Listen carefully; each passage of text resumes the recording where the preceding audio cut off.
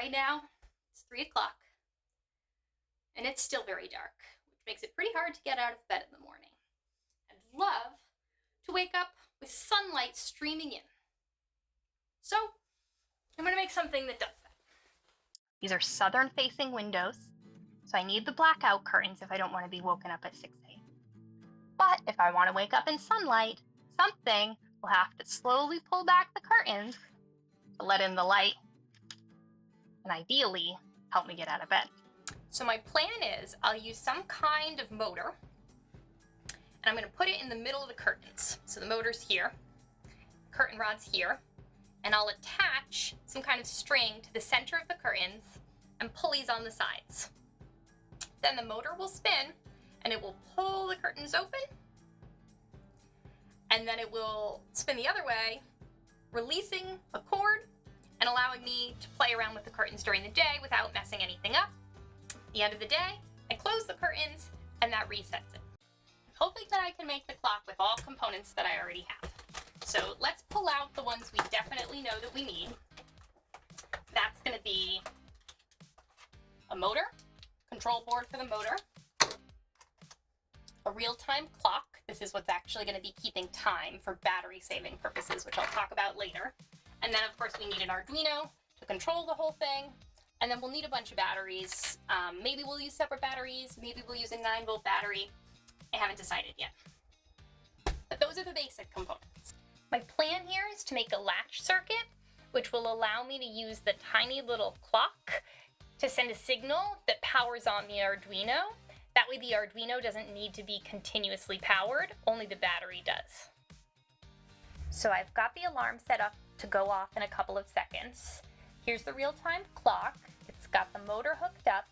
So this is going to send a signal through this MOSFET to this transistor to this other MOSFET to the Arduino.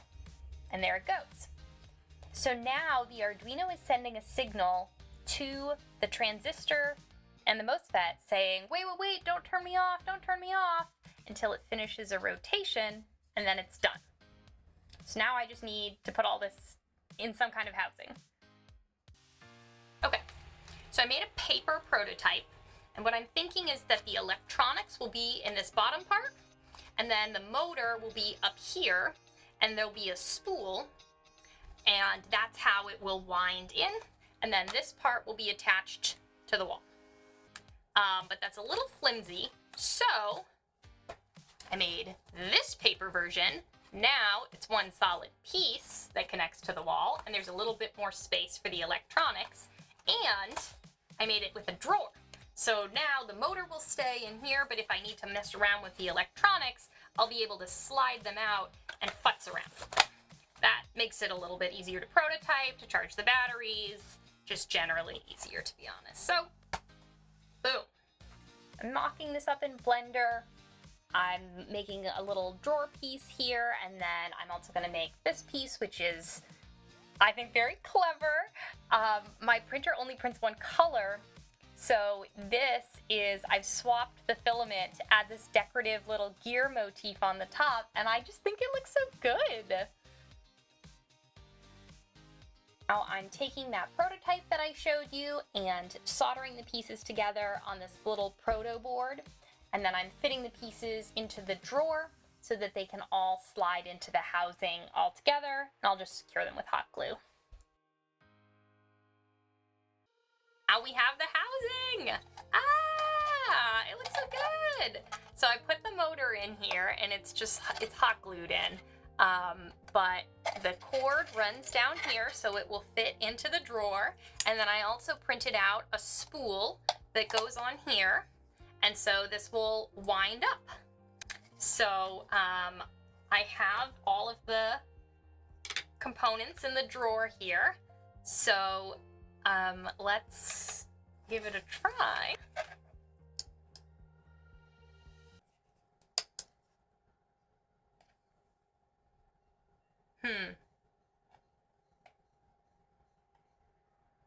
It's not working. It's working! It's actually not working.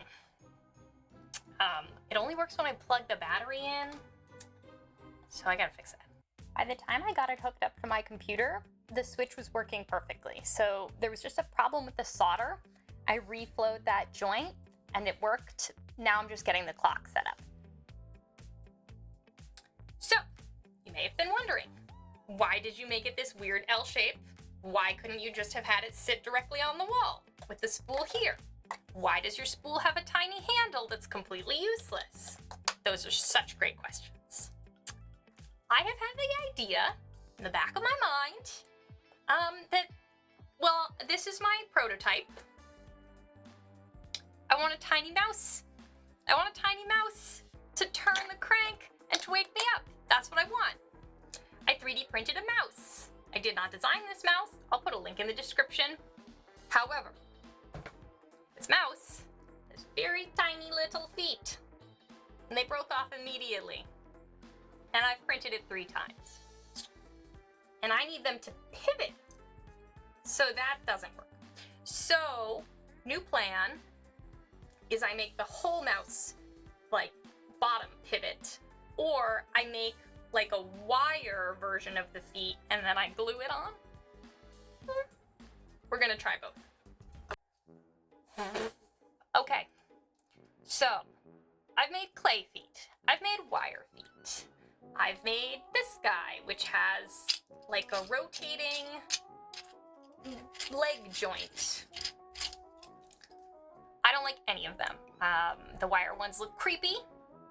This one still needs a pivot point, so I would need to use the wire ones anyway. The clay doesn't help with the wire. It also looks freaky. It's like not realistic anymore.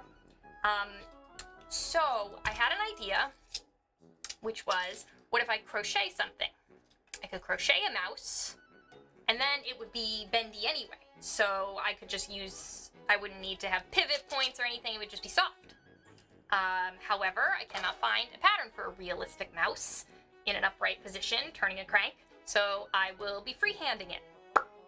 So I'll just whip that up. Number 1 of my crochet mouse looks like a poop, and I hate it. It's also too big. So, starting over. After uncountable attempts, may I present my crocheted mouse.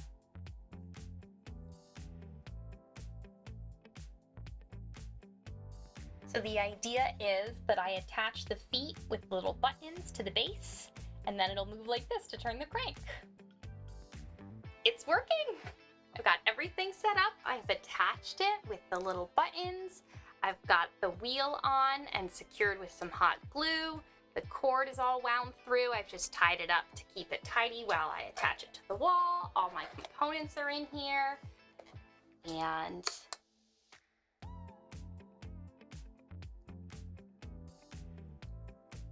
it works!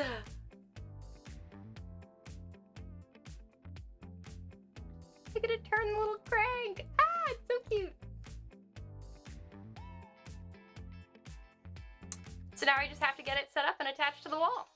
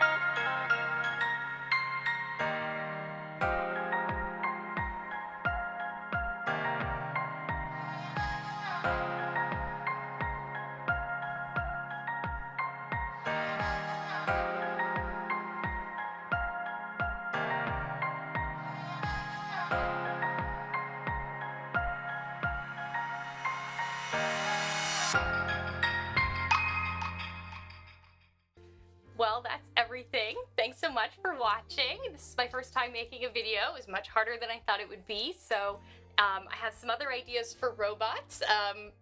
They're easier to make than YouTube videos, but if you liked this one, I would love it if you would like and subscribe, leave a comment, suggest a name for my mouse, and yeah, thank you so much for watching. I hope to be back with more videos soon. Bye!